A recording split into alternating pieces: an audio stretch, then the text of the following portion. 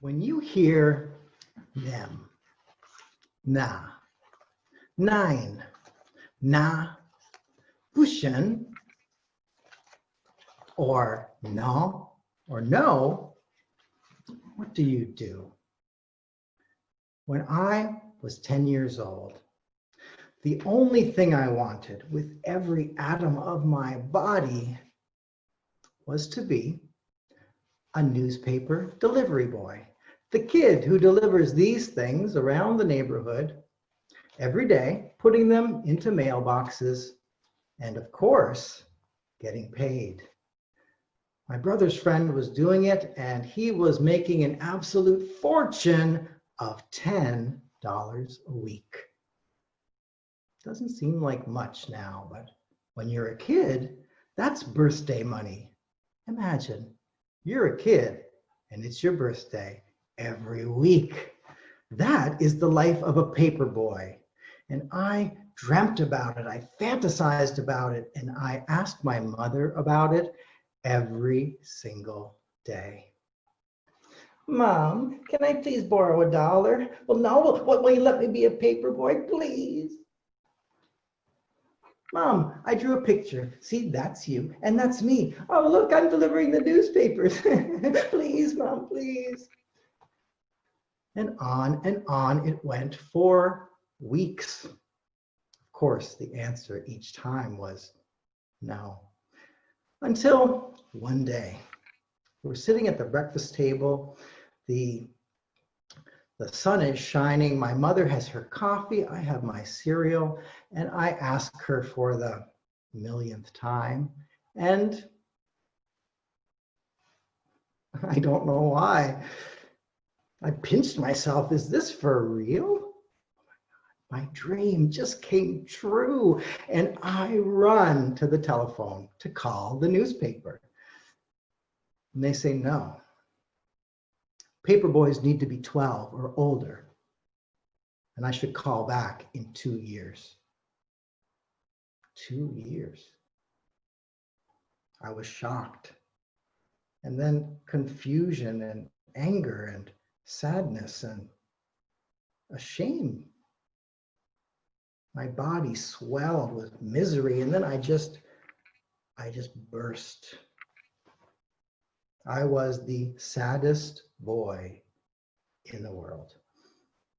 Have you ever cried so hard that you had to stop to catch your breath? That was me. After a few minutes, my mother tells me to pick up the phone and call my grandmother and ask her if she would like to get the newspaper delivered by me. I'm like, are you kidding? Mom, the guy said 2 years. Just forget it. But my mother has this look. It suggests that this might not be over yet. So I go to the telephone and I call my grandmother. Grammy, yes, would you like to get the newspaper delivered by me? The newspaper. She said yes. Then I call my aunt next door. She also says yes. And then my mother gets out the telephone book. Now, for the young people out there, the telephone book is kind of like Facebook, but it's a book, and it just has names and telephone numbers of people in your area. So my mother gets out the telephone book, and she's looking up our neighbors, and I'm calling them. Some not home, some not interested, but some said yes. And when we got to 12 yeses, my mother closes the telephone book and says, call the man back at the newspaper again. Tell him this time that you have 12 customers. Not 2 years, nope, the very next week. That morning shaped the person I am today, and I learned one of life's most valuable lessons. What seemed like maybe magic that my mother did that day was really just very simple. It's a reframing of the definition of no. See, no doesn't mean stop. No means grow. G-R-O-W. The G stands for get control. When you hear the word no and those emotions come flooding in, you need time for them to wash away. You need to shake it off and let it go. You need to get control. That's the G. The R is to recommit to your goal. Do you really want this thing? Well, you got to get fired up, get excited. You're not done, not yet, not even close. The O is for open your mind.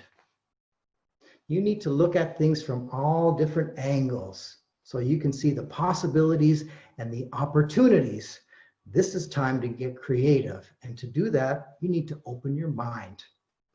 And the W, well, that's work. It's always work. So what will you do the next time you hear, we're sorry? Are you out of your mind? We regret to inform you. I don't think so. Or, no way, Jose.